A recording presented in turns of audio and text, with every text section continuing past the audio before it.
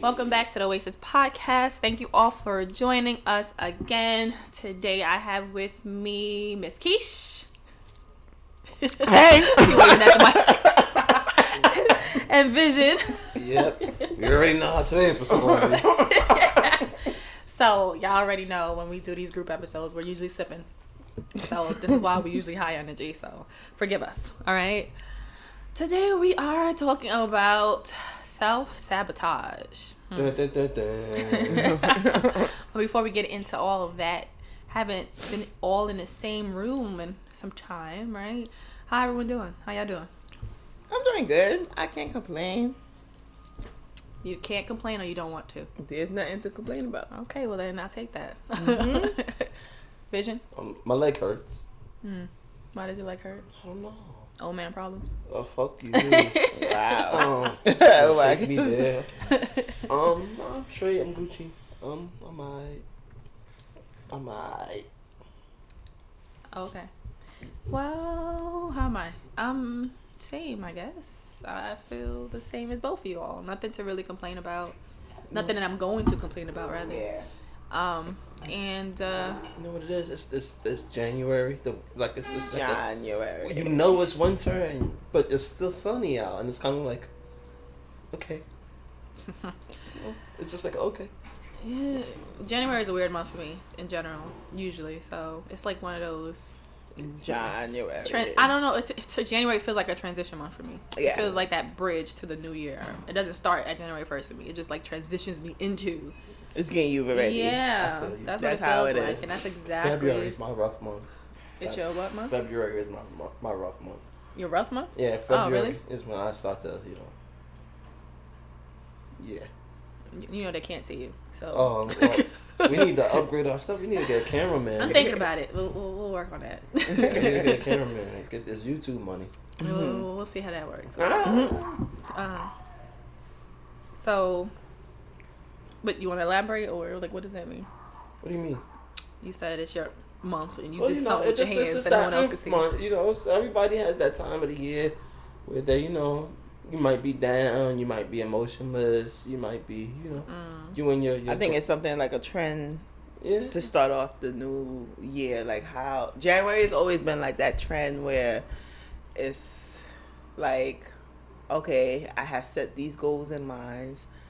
I have time to complete them, but I'm still kind of recalibrating from the whole holiday season, the whole bullshit of everything. Yeah. And then as, January come off, and become February, it'd be like, okay, let's get back to business. Mm-hmm. So.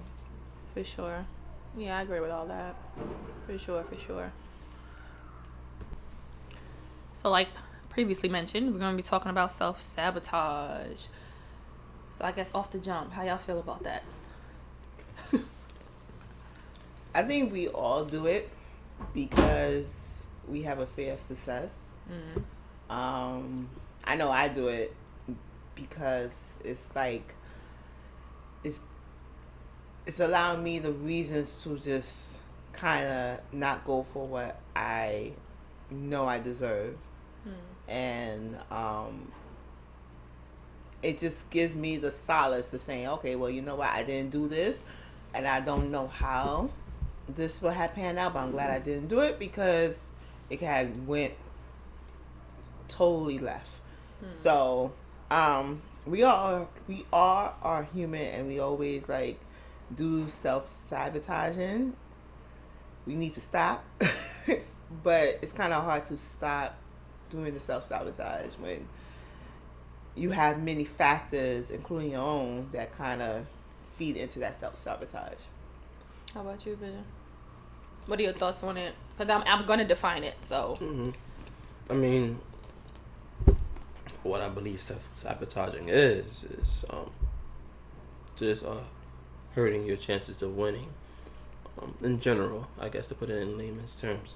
But I just like to add that sometimes you sabotage your life, self-sabotage, without knowing you are. There's plenty of instances where I see myself where I think I can't compete for a certain job, or I don't believe I have the ability to do X, Y, and Z. So I just don't do it. Even if I was to do it and be successful, it would change my life. So sometimes we just don't believe we have the ability to do it. In that sense, you're also self-sabotaging, I suppose. But I'm interested in knowing what the legit definition is. So Psychology Today defines self-sabotaging. The experts. Only the experts, okay? So what is self-sabotaging behavior? So behavior is said to be self-sabotaging when it creates problems in daily life and interferes with long-standing goals. The most common self-sabotaging behaviors include procrastination, self-medication with drugs or alcohol, comfort eating, and forms of self-injury such as cutting. Them fools said comfort what? Comfort eating. Yo, you heard. They are hating. That is not self-sabotaging. People aren't always aware that they are sabotaging themselves, and connecting a behavior to self-defeating consequences is no guarantee that a person will disengage from it. Still, it is possible to overcome almost any form of self-sabotage. So it goes further on to say, why do people sabotage themselves? An important aspect of dealing with counterproductive behavior is identifying where it might be coming from. There are many reasons why a person might act in a way that proves damaging to his or her own well-being. Some individuals, of course, spend much of their lives struggling with powerful cravings for food, drink, gambling, or other temptations that come at a painful cost to their health or relationships.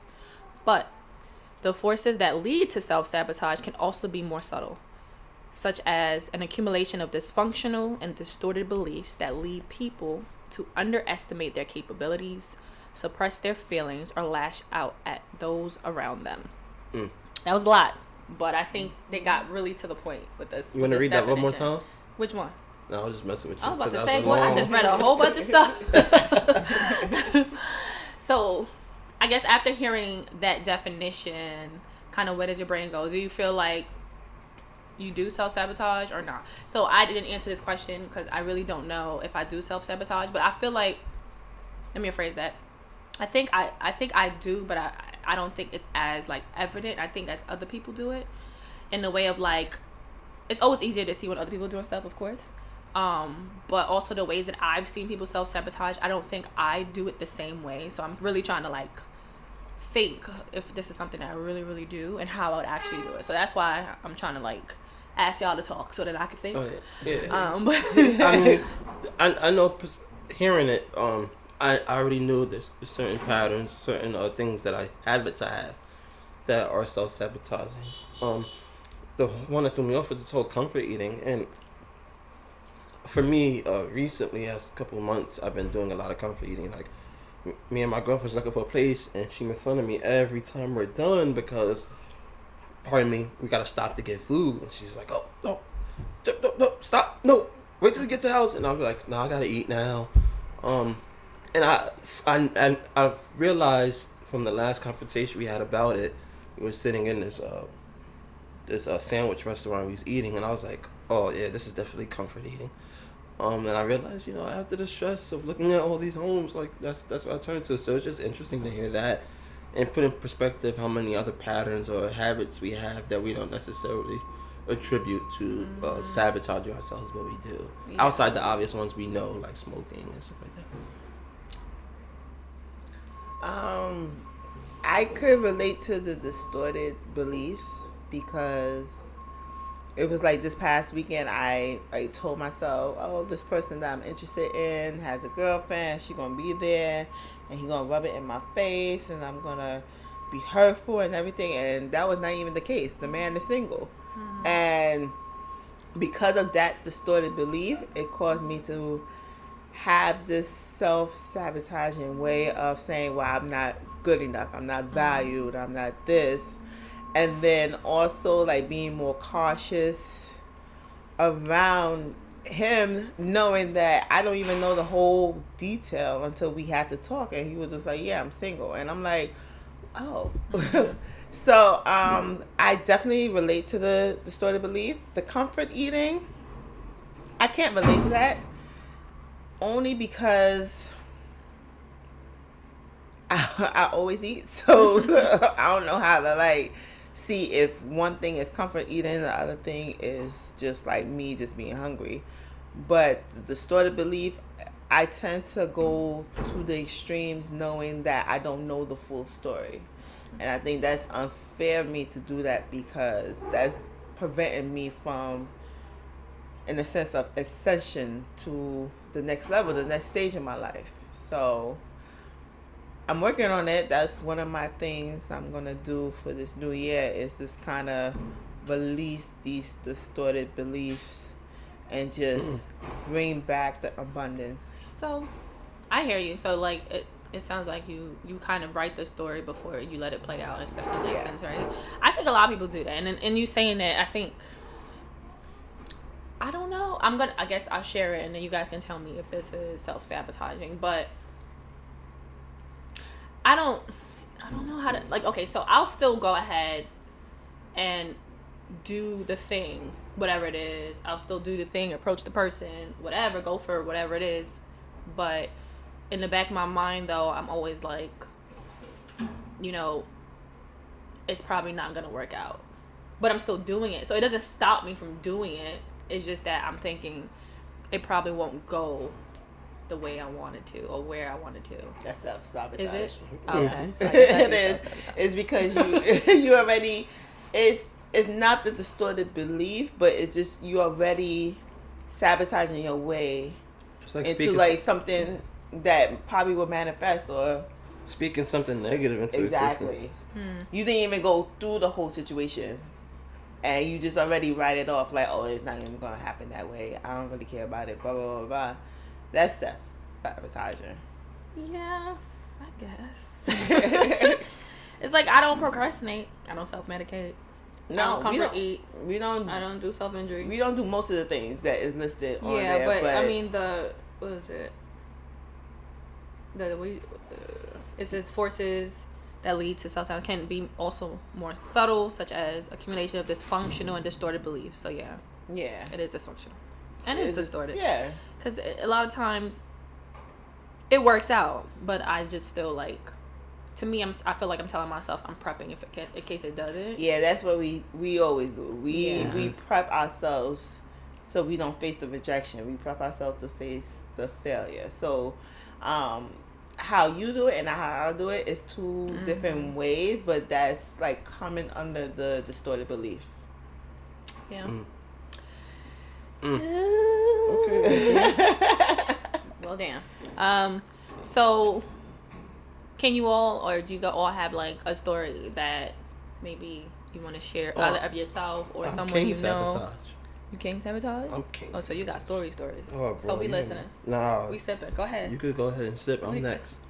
So you gonna go throw that out there and then not even elaborate? I just mean in general, black men from a particular social environment are pretty self-sabotaging, from the behaviors that we exhibit out on the streets to the behaviors we exhibit in the home, to the things that we witness on the streets that now become part of our psyche, and then we display that. Just in general, black men from the hood have a tendency to be a bit, not all black men, but black men who have subscribed to a particular lifestyle have self-sabotaging ways.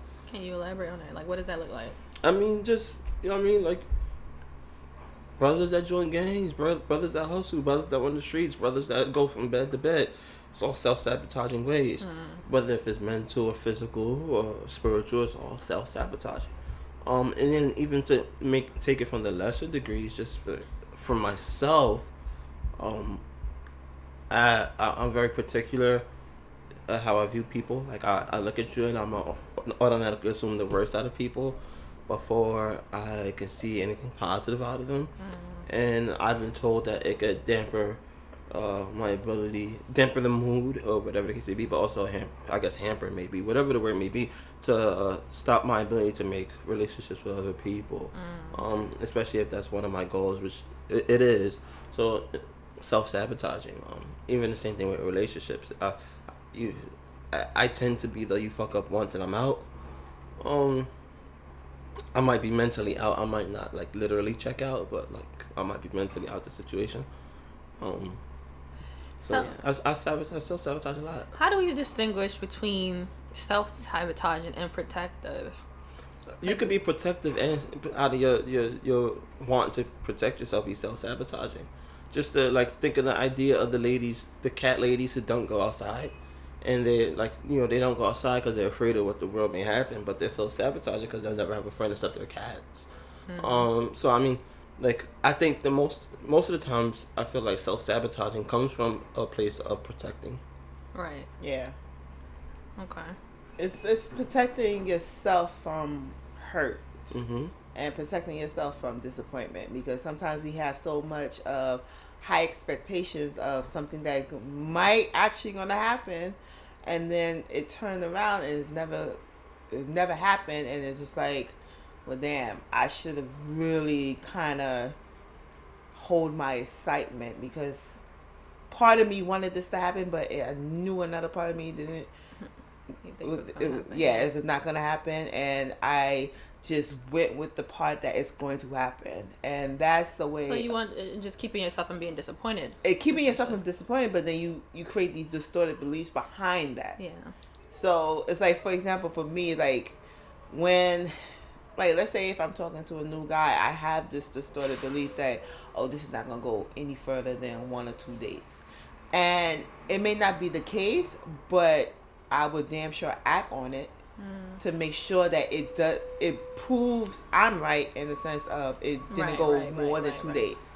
I'm learning to just like step back, to just go with the flow and just be more intentional, and watching my response and watching his response, and just watching the behavior behind it. Like if I show interest and the person's gradually showed me interest back then, I would just kind of go with the flow of everything instead of trying to control everything. And I think when we try to control stuff, that's when the distorted beliefs become very rampant. So it's like, what is it, self-fulfilling prophecy? Yeah. It's essentially similar to that, right? Yeah. It's our way of proving that our beliefs was right on spot, and it's something but it's really because you're creating it. And we're just creating it. And it's unfair to the person. It's also unfair to the situation, because we don't know what lesson or growth we could have experienced from that whole thing that we created in our own heads. Right. Yeah. Preach. So share some stories, y'all. Let's go. Come on. This is that podcast today? Yes. I'm last. We are sharing our lived experiences. Who's this podcast named after? No one. Oh, then no one should go first. So stop being a jerk. Come on. It don't have to be your experience. It could be someone else's. I go. So this past weekend I went to a brunch to celebrate a friend's birthday. Me and this friend go way back, but we also been intimate. So I was trying to see if I get some. That was the honest reason why I kind of went there. I was just like, oh, you know what? This period ended. I think I'm ready to jump on the saddle. And Lord. I had a good time, and I was really happy that I went, even despite the weather. And we came back into Brooklyn because he had to do some other stuff, and he dropped me to like my bus, and we started talking. And I really kind of talked about us, and he had this belief that, oh, I'm gonna be stressful for you. And I said, how come? But he never couldn't answer how come. He just kept saying, I'm gonna be stressful for you. And I understood his point of view, where he dealt with past lovers who was controlling, who was possessive, who was like insecure. And I remember him telling me, like, I don't really have to worry about you because you your own woman. Like, I don't have to like take you everywhere, or you don't have to take me everywhere. You just kind of secure in your own. But for me, it's like I'm gonna be stressful for you. I don't really talk, and that hurts your feelings. And I had to like kind of explain to him like this conversation that we are having now is the conversation that we should have had a long time ago. And because of the circumstances that we are having this conversation now, I know more of you than what you provided in the past. And he kept having this kind of distorted belief of saying I'm too much for you. And if that was my signal for me to exit the situation, I could exit the situation.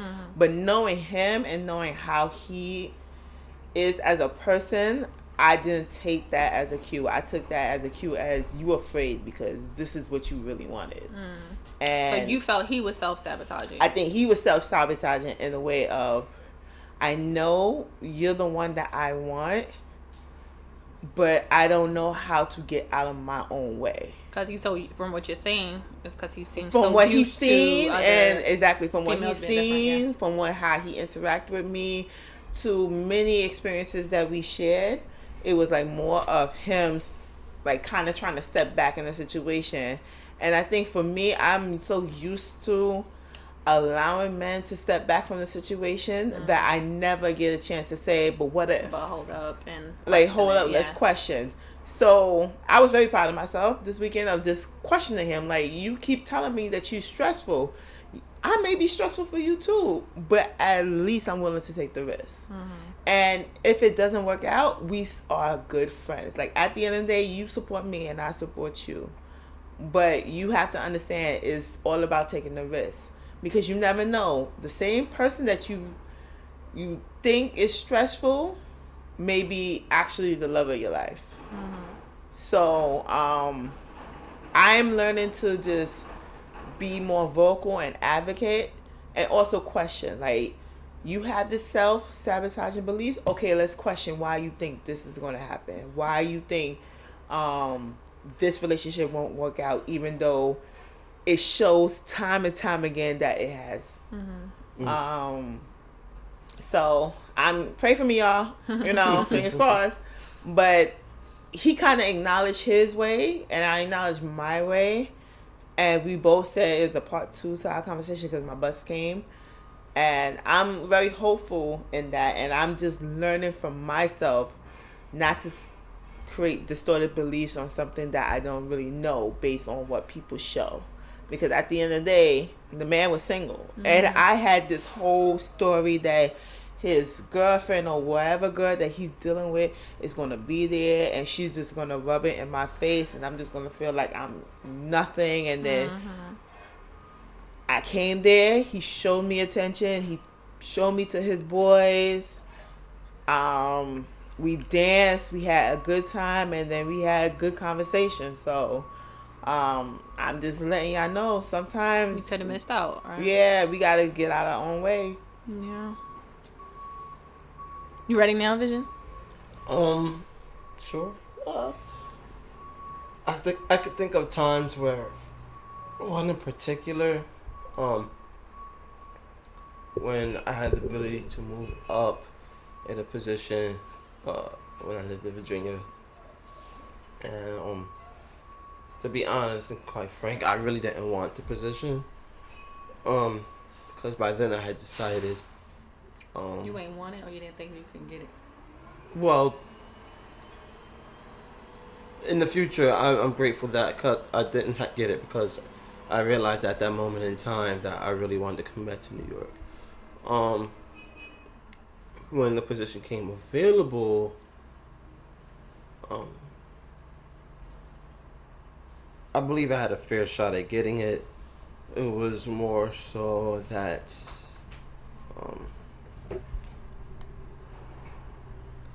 I don't know if that position was quite frank for what was really for me. In essence, I was working at a home. Well, not a home. It was a hospital / prison for mentally disabled boys, and I had a chance to move up, and I wasn't sure if the position was for me, and many times the people was like, you higher ups like, you need to apply, we want you to apply, we need to apply, and to the point where I said I'm not interested in applying.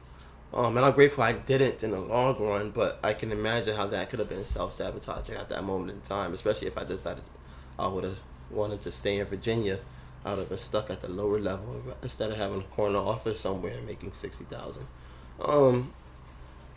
Well, $60,000 in Virginia, y'all. If you live in Virginia and you make $60,000, that's a nice little change. But yeah, nonetheless, so I can imagine how it was self-sabotaging at that point. You okay? Yeah, well, that's my story. So you kept it safe. Oh yeah. Oh, talking about work and shit. Honestly, I think the place where I see self-sabotage happen a lot and where I think I've done it a lot is primarily in relationships and in achieving major adulting life goals, I think, for me. I can honestly say, I feel like, of course this is in hindsight, that when I started this current relationship, I think that I was self-sabotaging. But it took for a series of things to happen for me to take a step back to go, whoa, what are you doing, right? And like, why are you doing this? Like, I had, like what you said, Keesh, like I had to go back and question the actions and then to determine what the motives were. And then that's what kind of made me go, oh, okay. For me to like chill and then fall back and just let shit happen the way they need to happen, as opposed to putting the battery in the back, right? As opposed to saying, you know what, if it's gonna happen like this anyway, we might as well, you know what I mean, make it go that route. And so, yeah, that's for sure. And I think, and I definitely see how I've done that in past relationships. In a lot of situations that occurred that I'm like, you know what, we're gonna break up anyway, so we might as well, you know, like do this or go about it like this. And I think again where I can see how I might, I mean, yes and no, but like how it might be self-sabotaging is, I guess, in the home buying process, because it's a little bit draining. Not a little bit. It is a lot of bit draining. It could feel really daunting. It could feel really just heavy and all that. And so there are some instances where I don't know if I'm necessarily causing it to happen, but I celebrate and I'm happy if things fall through, to be honest. Because in my back of my mind, I'm like, I don't know if I'm ready for this. Like, I don't know if I can do this. I don't know if I can handle it. But why? I don't know why. And that's the thing. It's like, I don't know. Because as long as I've known you, this is what you wanted. Right. So, I don't know. I don't know. That's the question that we have to ask ourselves. Like what you said, it's a fear of success. Like when I see other people do it and talk about it, I'll be like, what's wrong with you? Like, do it. Go after it. But then like in certain things, certain arenas, if it's a job, fuck it, I'm going after it. It is what it is. You know, if it's a certain thing, I got no problem. But when it comes to certain things, like I don't know what my pause is. It just is.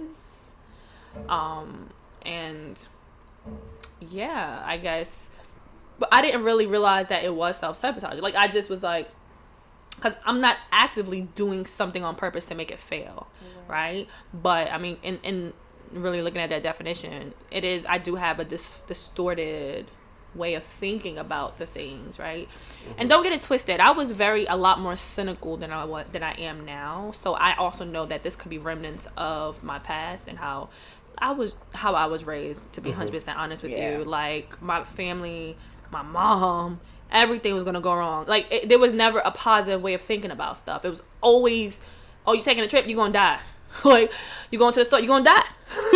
You dating this person, he gonna kill you. Like it was always like, no, seriously, it was always so negative. And so I grew up with always thinking about what the bad can happen instead of what the good that can happen. And it wasn't until like adulthood and not very recently, but in adulthood where I decided like I really wanted to change that way of thinking, because bad things didn't always happen, you know? So what's the point of sitting in that fear constantly? So it could be remnants of that too, right? Like that's what I thought it was, remnants of that type of thinking. I'm still like growing, right? Reprogramming myself. So I didn't realize it was self-sabotaging, but no, I guess it is. Right. It definitely is now. So. I think sometimes when we look at certain things that we do, we think of it as coping. We're coping in ways that is really unhealthy and is very self-sabotaging. We have grown in an environment where it's true. not everything is celebrated for. Yeah. Everything that we do is always a downside, and it's like someone telling you, I knew that's going to happen. I knew it. Absolutely right. And so we have conditioned ourselves so bad to say that this negative is going to happen more than the positive. Why can't we say this positive is going to happen more than the negative? Yeah. And I think, therapy is a great tool, but then it's also more so. You still need that supportive circle. Yeah. Too. Therapy is amazing. I always encourage that. But like, Therapy if you don't is have a amazing. support system that constantly encourages that shift in thinking, it is difficult. But even in the support system, some people do not like they probably just take it for granted, but there's also more a line of they see a lot of themselves in their support system, and it makes them feel. Then I wouldn't consider that a support system. It mean that people around you, right? Because that's the thing, right? With people who are addicted, right, and they're recovering, what do they tell you? They tell you to pretty much change your environment and people who are around you, because a lot of times those are the people who are causing you, even if they're not drug addicts themselves, but they were causing you to use the drugs, right? Because of maybe the stress they were causing, whatever. And I think that is absolutely true. It's like, you do see yourself in the people that's around you. They might encourage the behavior that you're trying to get away from. And so I don't consider that a support system. That's just people who are around you, right? That could be family. That could be your friends. That's not a support system. I think a support system is people who encourage you to be your better self. And I think for sure that, like in talking to you guys, like saying stuff out loud, it does. It makes sense now. Like, I can see why, especially for the home buying process, why I feel like I'm kind of self-sabotaging, because going through this process outside of my partner being with me, like, I don't talk to it really much, I don't talk about it much to my family, the people that, you deem super close, because I don't want negative thoughts. I don't want negative feelings. I don't want negative thoughts. And the very few times I have brought it up, they always got an opinion, but it's never something helpful, right? It's always like, oh, why you want to move there? Why you want to do that? Or it's you think you can do that? Like, it's always just something just negative, and it's not, you know what, girl, you got this, go ahead. And I literally get that from my partner. Call me, AJ. Or call me. Oh, okay. Well, I don't want your girl trying to beat me up, so I don't. She sound crazy, so anyway, I don't. No, seriously though. But like, it's like I shared with my partner. I don't know if I shared this with you, Keesh, but how no, I didn't. It was one of my other homegirls that I was talking to. So I don't share these type of things with my mom, because again, that's just how she is. So I just had to accept that that's who she is, right?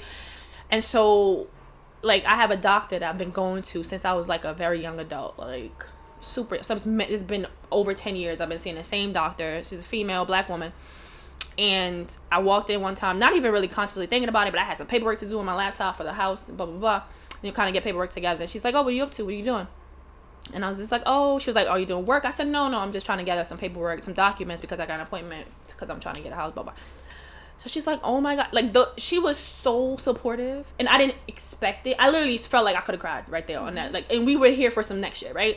But she was so like, oh my God, I'm so proud of you. That's amazing. I can't believe that you have the guts to do that. She's like, me at your age, I wouldn't have been able to do that. She's like, because she bought her house later on in life. She was like, I wasted so much money renting. But just having that rapport, there's nobody, like, when I say nobody, I mean like family wise, like a mother, a sibling, like who sit there and give me that, you know what I'm saying? And that shit hit my heart. Like, it hit my heart. Like, I literally, after I thought about it, then after later, like, I wanted to cry, because I was just like, wow, that's what that feels like, you know what I mean? Like, it felt like someone was there to support me.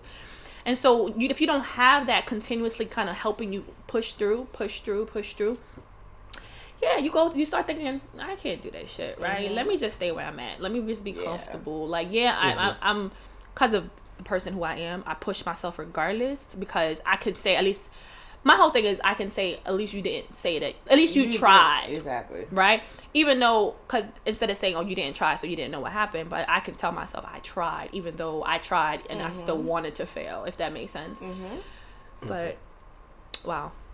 Yeah. Sometimes it takes us talking about it and doing a lot of introspection. Be like, damn, I am a really self-sabotaging bitch. To the audience, if you would have saw the stress that just left AJ's shoulders while she was explaining that. It's See, crazy. this is therapy. See, this is therapy. This is therapy. Sometimes we gotta It's realize certain things that we are doing. It's like, see how the Lord works. It's similar to what you dealing with my mom, because she always do the same thing, and sometimes, not sometimes, all the time I just block it out because it's like, it's your fear talking, and I should not live in your fear. And I remember telling her, like, everything that I do is not really about you, and she took, like, to this day, like, if even if like something small happened between us, she'll go right back to that point when I said it's not about you, and then just like, no, it's not about you. I say that to my mama all the time. It's not about you, and I want you to understand that, because at the end of the day, I'm You live your own life. my name. You gave me this name, but I'm born with my own life. Yeah. And you cannot control every aspect of me because you feel that it's best suited for me. Granted, if you was dealing that with your mother, my grandmother, it would have been a whole different story. So why are you putting that on me? And she always have to say, like, you know, we're never close. And I said, because you want me to live your life, and I'm not living the life that you wanted. I'm living my life. Yeah. Like, if it in regards to a man that you don't like, what do you don't like about him? After what I told you, like a situation that I told you, you automatically don't like it, but you don't know the full story because I didn't give you the full story. Now, if I had gave you the full story, you would have been turning around and said, "Oh, well, I understand now." But like, we have some self-sabotaging family, and it well, sucks. we have the family members that creates that distorted and dysfunction, and that creates how we feel about ourselves and what we and I think we can get. We have to just kind of escape that, because, you know, our family want the best for us, but sometimes the best is not really. It's the best for them doesn't mean it's the best for you. Exactly. Right? And I think it's hard sometimes as parents or whatever, to family members, whomever, to acknowledge that. And I also think there is an element of, I hate to use this word, I really don't like this word. I don't know why, but I just don't. There is an element of jealousy that comes with it. And I think, and I'm talking about parent-child relationship, I'm talking about sibling relationship. And it's not necessarily done intentfully, I think, in those dynamics, but it's like, oh, how come you get to do that, right? How come you're living like this? How come you're doing this? And they hold that sense of resentment, again, not on purpose, but they do. And so it comes out when they're like talking to you about things, and when you're sharing things with them, and it comes out.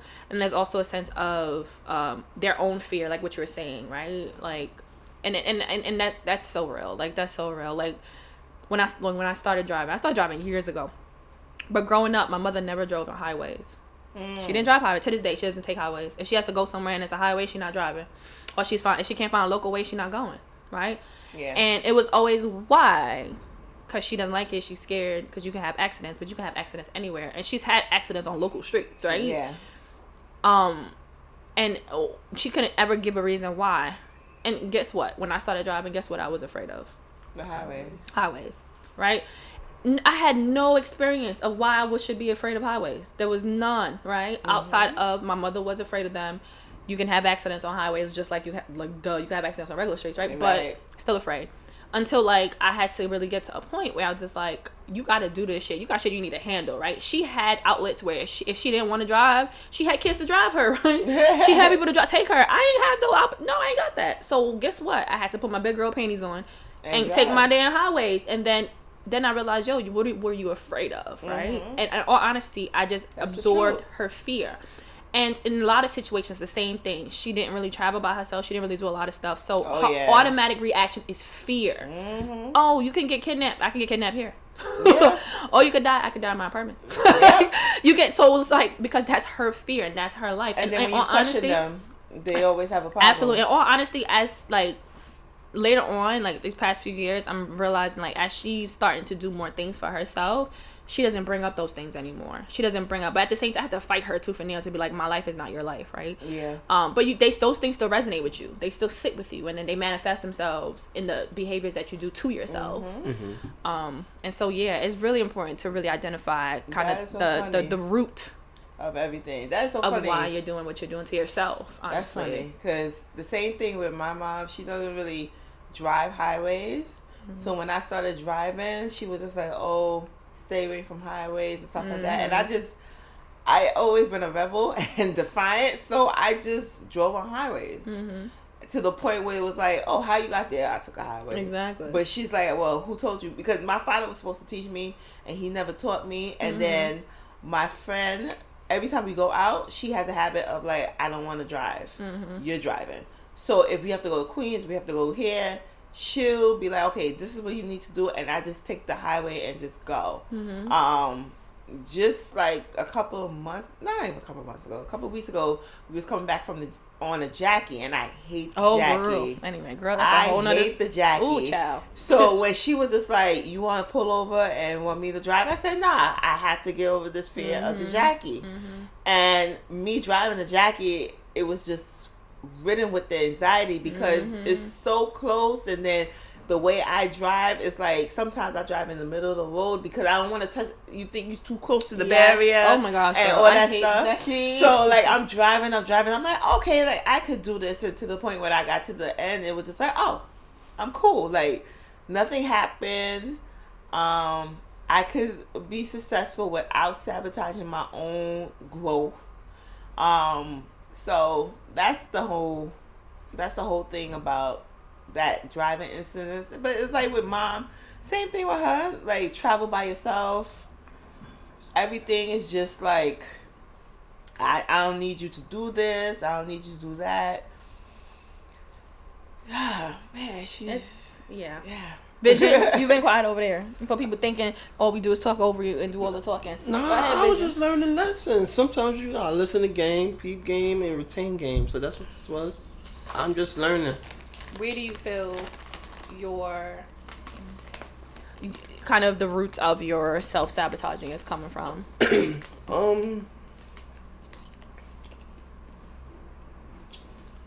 I would say I have a Kanye display. What is it? Duplex? Complex? Oh, duplex. The Kanye complex. Well, I say that is that anybody who knows Kanye, one of the recurring messages in his music is growing up and not wanting to lose the childhood like creativity, he might say, but it's essentially the fear of growing up. And Kanye West is a 40-year-old, 10-year-old. And I would attribute the majority of my self-sabotaging ways to that fear of growing up. In that regard, one of my favorite SZA songs, is she's talking about just like fear of not growing up. It's just one of those things that, you know, sometimes you just do things because you might be ready to become a man, but you don't want to be a man. Just allowing myself the opportunity to stay a little bit in that childhood like place. Is one. Two, I do a lot of self-sabotaging for the sake of the benefit for other people, if that makes sense. So in retrospect, I didn't see certain behaviors as self-sabotaging because I was doing it to help grow somebody else, but I was stunting my own. So you dimmed your light for other people to make other people's light brighter. Yes, and I still suffer from that, and suffer from what I did, but also suffer from that mentality. Where I don't want to step on toes, I don't want to go too far past some of my peers, and the rest of it is my seriousness of how I take myself, which is something I'm steady growing on too. Just take yourself a little bit more serious.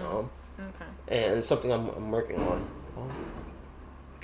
What pretty much is a synopsis of what my goals were for 2020. Just to take myself more serious. And my lack in doing so can be self-sabotaging. This is completely off topic, but on topic. I hate when people say, "Oh, you take yourself too serious." Motherfucker, if I don't, who else gonna do it? No, really, that really boils my blood when people say that dumb shit. Like, "Oh, you take yourself too serious." if I don't, then who the hell is going to? Like, if I don't focus on me, if I don't make sure I do the things I need to do, who's gonna do it? Like, I don't know. That just boils my blood. And what you said just reminded me of that. I'm sorry. No. I get the opposite. But you have to be kinder to yourself. That's my opposite. I get that one too. I can respect that. Like, be I get kind that to one yourself. too. Yeah, like that makes more sense. But like, you take yourself too serious. What? What? But why you think they say that? I think essentially they're trying to say be kinder to yourself, right? Maybe not take things so seriously. And their wording is off and not, but that's just a message sent to me. Like, if I don't do it, who's going to do it? But I think essentially that's what they meant. Do you think it's because of your demeanor, or is it because how you view things? Because sometimes when people say to be kind to yourself, is meaning more of you take. It's not like taking yourself serious, but how you view yourself is not what people view you. No, for sure. That's what people say. I think people say. To the whole less seriousness, I think people say that because there's a part of life that we should enjoy, and from the perception of others, if it doesn't seem like you're enjoying life, then you're too serious about what life is. Therefore, they're going to tell you, you know, let's not be so serious about whatever the case may be. From my understanding, at least from when people tell me that, it's been because I've taken life too serious and I haven't allowed myself the ability to enjoy it. So that's pretty much what I know. Yeah. So let's wrap up this episode. One thing that you can tell someone, one piece of advice you can give someone who is self-sabotaging to kind of reevaluate, or whatever, one piece of advice you'll give someone who's self-sabotaging. I think my piece of advice is in two parts. Is asking why you believe that, and to get out of your own head. Because if you have to question yourself, then there's something in your head that is making you question everything that is going to happen. So getting out of your head, and just, if you feel the need to advocate for yourself, just ask why. And you'd be surprised by the answers that you receive. And sometimes it's not really about you. It's more about how that person feels about themselves and the situation. How about you, Vision? Mine would be to, if it fits your overall goal, if it fits what you want to happen, then put you first. Sometimes we don't see, well, sometimes we know we're self-sabotaging, but it's like, I want to be safe, or I want to do this, or whatever the case may be. But live on the edge a little bit, and if it's for the goal, live on the edge. Okay. I'm still trying to formulate the words that I want to use, but essentially this is a thought process or a question that I ask, or I tell people to ask themselves in different situations. But when you're having that thought of you not being good enough, or you not being able to accomplish this thing, ask yourself, is this really my thought, or is this a thought placed in my head by something or someone else?